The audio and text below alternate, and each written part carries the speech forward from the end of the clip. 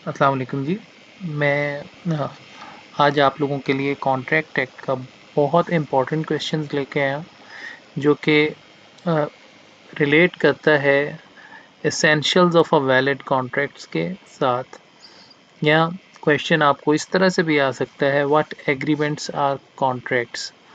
तो दोनों ही सूरतों में आपको सेक्शन 10 और एग्रीमेंट की डेफिनेशन पता होनी चाहिए, कॉन्ट्रैक्ट की डेफिनेशन। तो let's start. Section 10 of the contract act. अब इस सेक्शन 10 के मुताबिक लिखा हुआ है कि ऑल एग्रीमेंट्स आर कॉन्ट्रैक्ट्स, तमाम एग्रीमेंट्स कॉन्ट्रैक्ट हैं, बट या if they are made by the free consent of the parties. सबसे पहली शर्त ये रख दी गई कि एग्रीमेंट्स को कॉन्ट्रैक्ट कहा गया। तो बेसिक पॉइंट आपका एग्रीमेंट पे भी होना चाहिए कि इसके भी इंग्रेडिएंट आपको ऐड करने हैं सेक्शन 10 बताते हुए। तो वो आगे फर्दर मैं आपको बताता हूँ कि all agreements are contracts if they are made. अब कंडीशन क्या लगा दी? By the free consent of the parties competent to contract. अब यहाँ पे हम वो पार्टीज से भी देखेंगे जो कॉम्पिटेंट पार्टीज हैं who can make a contract, और फ्री कंसेंट के ऊपर भी डिस्कस करेंगे कि व्हाट इज़ फ्री कंसेंट। अगर कोई एग्रीमेंट फ्री कंसेंट से कॉम्पिटेंट पार्टीज करती हैं for a lawful consideration, next ingredient है कि लॉफुल कंसिडरेशन होगी, जो भी बदले में कुछ चीज़ आप लें वो लीगली वैलिड होनी चाहिए, अलाउड होनी चाहिए by law, prohibited by law ना हो, जैसा कि ड्रग्स वगैरह से रिलेटेड ना हो। अगर ड्रग्स मतलब कोई रिक्वायरमेंट है लीगल, लाइसेंस लेके आप ये काम कर सकते हैं, तो वो रिक्वायरमेंट लाजमी पूरी हो। तो lawful consideration and with lawful object. अब ऑब्जेक्ट को भी हम कि किस पर्पस के लिए आप कंसिडरेशन दे रहे हैं, कोई पैसे दे रहे हैं तो क्या वो लॉफुल ऑब्जेक्ट आप उसके बदले में ले रहे हैं, काम करवा रहे हैं, या इलीगल है कोई।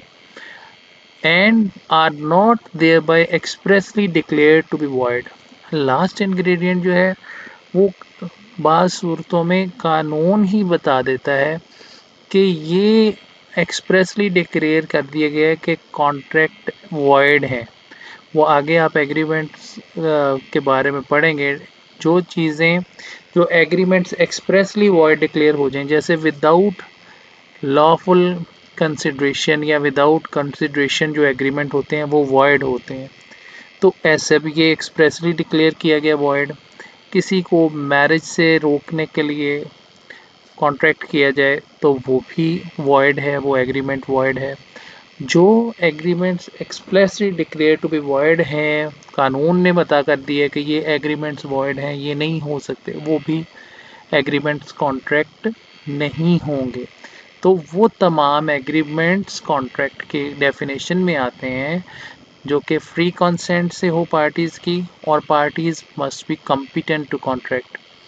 आपके लॉज से पता लगता है कि पाकिस्तानी गवर्नमेंट ने क्या कॉम्पिटेंसी के लिए कोई एज लिमिट रखी हुई है।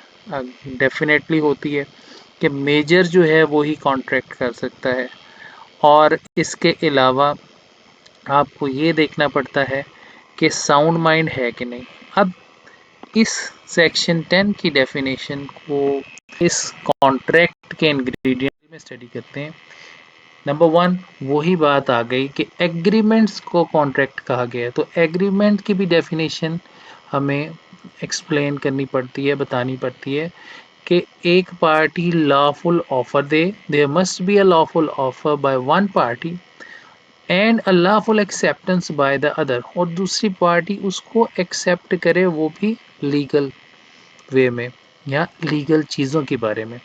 The offer and acceptance must be clear and unambiguous. ये बड़ी इंपॉर्टेंट चीज़ है कि आपकी जो ऑफ़र और उसकी एक्सेप्टेंस है वो बड़े क्लियर होनी चाहिए। मतलब जिस चीज़ से रिलेटेड आप कॉन्ट्रैक्ट या एग्रीमेंट कर रहे हैं एग्जैक्टली स्पेसिफिकली उसी चीज़ से रिलेटेड होनी चाहिए, अनएम्बिगुअस नहीं होने चाहिए। मिसाल के तौर पर अगर आपके 3 घर हैं एक सोसाइटी के अंदर, कोई आपसे बाहर आके लेना चाह रहा है, एक घर आपका फ्रंट पे है, फेसिंग पार्क है, एक कॉर्नर पे है, एक कमर्शियल एरिया में बना हुआ है, तो हमें आप दूसरी पार्टी की ऑफर या एक्सेप्टेंस पे आप कहते हैं मैं आपका अपना घर सोसाइटी का आपके नाम करता हूँ, that is an unambiguous, that must be unambiguous.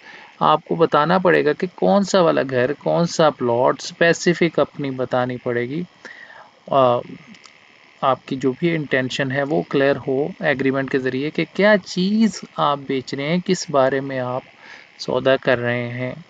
तो इसकी एग्जांपल इसी तरह है कि A offers to sell his car to be for rupees 5 lakhs, B accepts the offer, B ने ऑफर एक्सेप्ट कर ली। Here the offer and acceptance are clear and specific कि आपने ये मेरी गाड़ी मैंने आपको बेचनी है, पैसे दे दिए और क्लैरिटी के साथ सौदा हो गया। इसके बाद आ जाता है कैपेसिटी ऑफ पार्टीज़। अब कैपेसिटी ऑफ पार्टीज़ से हम क्या मुराद लेते हैं? यहाँ पे दो तरह से जज किया जाता है कि पार्टीज़ इस काबिल हों कि वो कॉन्ट्रैक्ट या एग्रीमेंट एंटर हो सकें। नंबर 1, उनकी कॉम्पिटेंसी डिटरमिन करती है उनकी साउंडनेस ऑफ माइंड से कि they must be sound mind. अब ये चीज़ बड़ी इम्पॉर्टेंट है कि साउंड माइंड और अनसाउंड माइंड ये दोनों में फ़र्क आता है और इसकी क्राइटेरिया आगे कॉन्ट्रैक्ट एक्ट में लिखा हुआ है डिटेल से। साउंड माइंड से रिलेटेड है कि आदमी अपने जो एग्रीमेंट कर रहा है उसके कॉन्सिक्वेंसेस को जानता हो, उसको किसी भी कानूनी तौर पे एब्सेंट माइंडेड या मेंटल डिक्लेयर ना किया हो। तो अगर उसे कोई सीक्वेंस में दौरे पड़ते हैं पागलपन के, तो कॉन्ट्रैक्ट उस वक़्त ना किया गया हो जब वो अंडर ट्रीटमेंट हो या उस दौरे की हालत में हो। इसी तरह से माइनर्स कॉन्ट्रैक्ट नहीं कर सकते। तो कॉम्पिटेंसी में दो चीज़ें तो लाजमी आपने देखनी है कि साउंड माइंड हो और माइनर ना हो।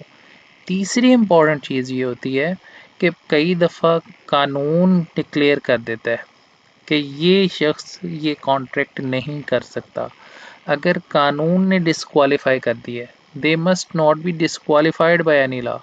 अब मिसाल के तौर पे क्रिमिनल्स हैं, नैब के जो आपके अगर अरेस्ट हो जाते हैं, जिनके खिलाफ नैब रेफरेंसेस हैं, उनकी प्रॉपर्टीज़ से रिलेटेड लॉ कहता है कि वो ना सेल कर सकते हैं ना परचेज़ कर सकते हैं, तो ऐसे शख्स डिस्क्वालीफाइड बाय लॉ है कि कानून ने ही मना कर दिया है कि ये शख्स अपनी प्रॉपर्टी सेल परचेज़ नहीं करेगा।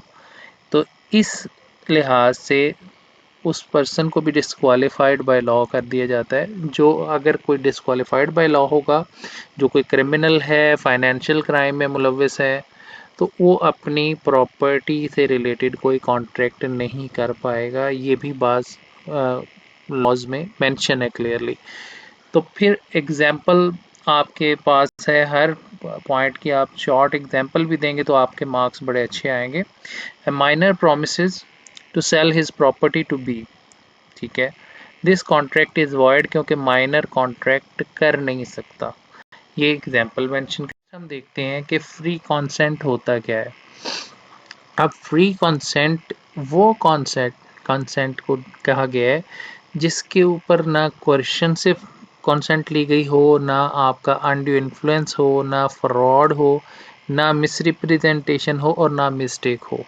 क्वेश्चन तो आप सब लोग जानते हैं कि ज़ोर ज़बरदस्ती ना लिया गया हो, अंडर थ्रेट किसी के साथ आप कॉन्ट्रैक्ट करेंगे तो वो भी फ्री कॉन्सेंट के बगैर होगा।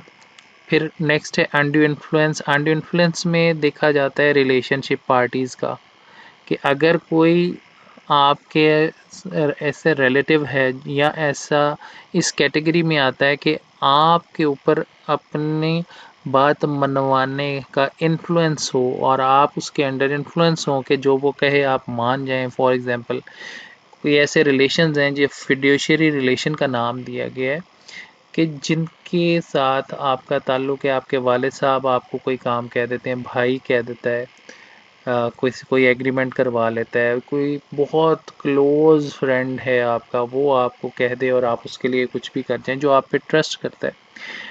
अब इसी तरह से मास्टर और सर्वेंट है, बॉस अपने एम्प्लॉय से कोई नाजायज़ फ़ायदा उठा ले, फॉर एग्ज़ाम्पल आपकी प्लॉट या ज़मीन जो है वो है कोई 4 से 5 करोड़ की, वो आपको अपने के जॉब में रहना है, या भाई अपना इन्फ्लुएंस दिखा के, वालिद अपना इन्फ्लुएंस दिखा के, या बेटा वालिद से इस रिलेशन में होता है कि अपनी बात मना ले, तो वो कहे कि जनाब ये तो इसके तो 1 करोड़ ही मिलेगा, तो आप इसको मैं आपको इसके 1 करोड़ ही दूंगा, आप ये मुझे प्लॉट दे दें। तो ऐसे होता है, ये होता है अनड्यू इन्फ्लुएंस।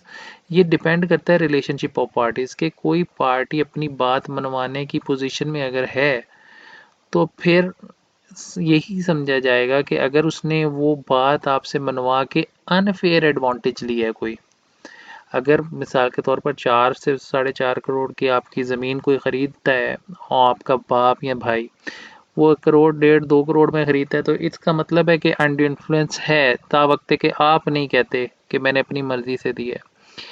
और इसी तरह से अगर आपका बॉस आपसे कोई इस तरह की डील करता है और कम पैसों में आपकी प्रॉपर्टी ले लेता है, तो फिर और इंटरेस्टिंग बात यह है कि सिर्फ आपको इतना ही बताना है कि मेरे मेरे से अनड्यू एडवांटेज लिया गया है, बाकी ये साबित करना कि आपने अपनी मर्जी से दिया था, मैंने कोई अनड्यू इन्फ्लुएंस नहीं कॉज किया, ये जिम्मेदारी होती है उस शख्स की जो उस पोजीशन में हो, जो कि डोमिनेट करे दूसरे की विल को। मिसाल के तौर पर बाप वालदैन आप लोगों के साथ अपनी बात मनवाने के लिए कोई भी एग्रीमेंट करवा सकते हैं, कोई आपका केयर टेकर हो प्रॉपर्टीज़ का, वो भी अनड्यू इन्फ्लुएंस कॉज कर सकता है। तो ये सूरत है अनड्यू इन्फ्लुएंस की। फ्रॉड का जब हम जिक्र करते हैं तो फ्रॉड भी बेसिकली बहुत इंपॉर्टेंट चीज़ है कि फ्रॉड को डिफ़ाइन किया जाता है कि कोई चीज़ अगर आप किसी शख्स को पता है कि ये बात झूठी है और फिर वो जानते बूझते हुए कोई ऐसी बात कर दे आपकी कंसेंट लेने के लिए कि आप एग्रीमेंट कर जाएं, ऐसी कोई बात बताए। अब इसकी एग्जांपल इस तरह से दी जाते हैं कि एक प्रॉपर्टी डीलर है या लैंड माफिया है, तो जिस बंदे का प्लॉट पे कब्जा है उसके साथ आप एग्रीमेंट करवा दें, लेकिन एक्चुअल मालिक वो ना हो, और एग्रीमेंट टू सेल आप कोई उस प्रॉपर्टी से रिलेटेड करा दें, और डीलर बीच में ये कन्विंस करे जानते हुए कि ये प्रॉपर्टी इसकी नहीं है, फिर भी कहे कि जनाब यही मालिक हैं, आप इनके साथ सौदा करें। तो अब डीलर को इस सूरत में पता भी है और डीलर का ट्रस्ट भी है दूसरी पार्टी करती, तो इस सूरत में ये समझा जाता है कि आपके साथ फ्रॉड किया गया, क्योंकि डीलर को पता भी है कि ये मालिक नहीं है या ये प्रॉपर्टी डिस्प्यूटेड है, फिर भी वो आपको मना लेता है उसी बंदे के साथ एग्रीमेंट करने के लिए। तो ये एक फ्रॉड की काइंड है।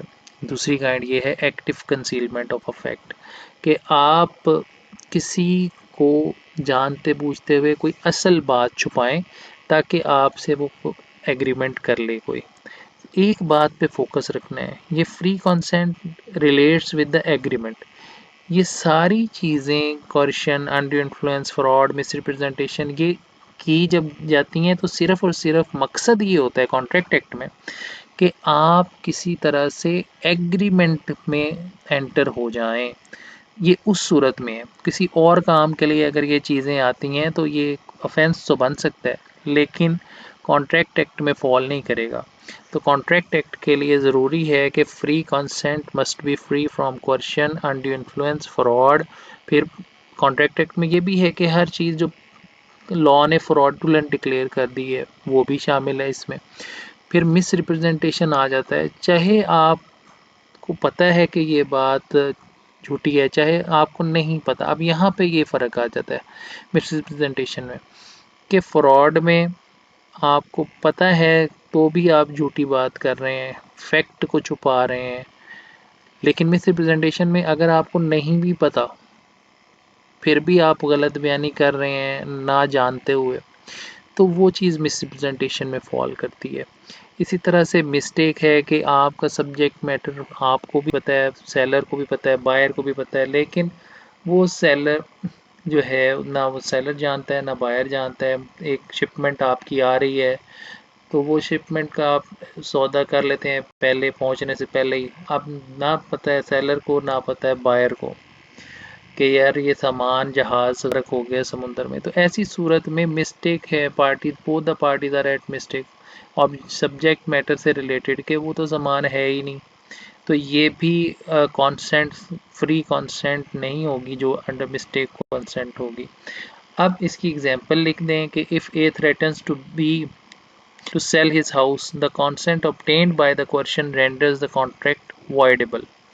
अब जो भी कॉन्ट्रैक्ट क्वेश्चन के ज़रिए लिया गया है, बी ए बी को सेल करेगा तो वो कॉन्ट्रैक्ट वॉइडेबल होगा। यहाँ यही बात ज़रूरी रखनी है आपने कि इफ़ेक्ट क्या होता है जब कॉन्ट्रैक्ट्स या एग्रीमेंट्स विदाउट फ्री कंसेंट हों, तो वो वॉइडेबल होंगे। कानून में ये क्वेश्चन पूछा जाता है कॉन्ट्रैक्ट एक्ट के क्वेश्चंस में कि वो अगर फ्री कंसेंट नहीं है, if there is no free consent and the party enter to a contract, तो उसका इफेक्ट क्या। तो इफेक्ट में यही बताना है कि ऐसे कॉन्ट्रैक्ट्स जो कि फ्री कंसेंट से ना किए गए हों वॉइडेबल होते हैं। ये voidable means which are executable या which can be performed at the option of one party. वो कौन सी पार्टी होगी जो under question, under under influence हो, फ्रॉड हो, मिसप्रेजेंटेशन हो या एट मिस्टेक हो।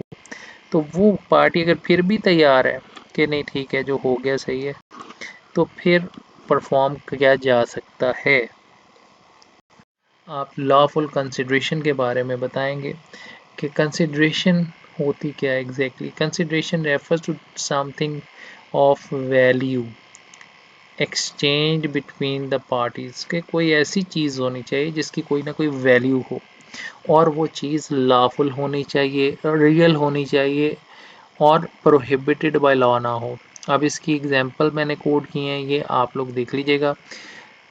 इसके साथ इनवैलिड कंसिडरेशन की भी एग्जांपल दे दीजिएगा कि अगर ए एग्री करता है बी को स्मगल्ड गुड के पे करने के लिए, तो कॉन्ट्रैक्ट ही वाइड हो जाएगा, क्योंकि कंसिडरेशन आप देखें लॉफुल ऑब्जेक्ट।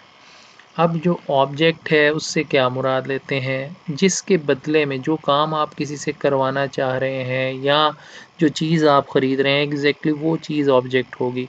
ऑब्जेक्ट भी लॉफुल होना बहुत ज़रूरी है।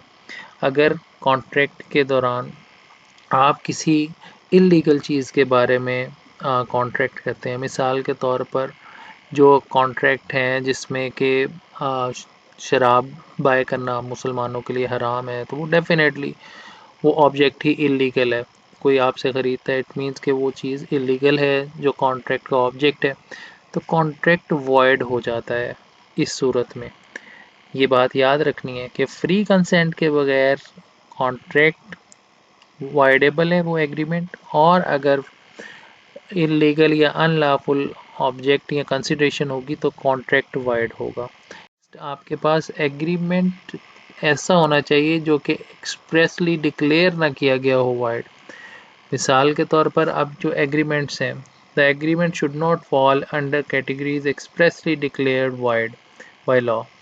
अब वो कैसे एग्रीमेंट्स हैं, जैसा कि आपके कॉन्ट्रैक्ट एक्ट में लिख दिया गया कि वेजरिंग के एग्रीमेंट्स।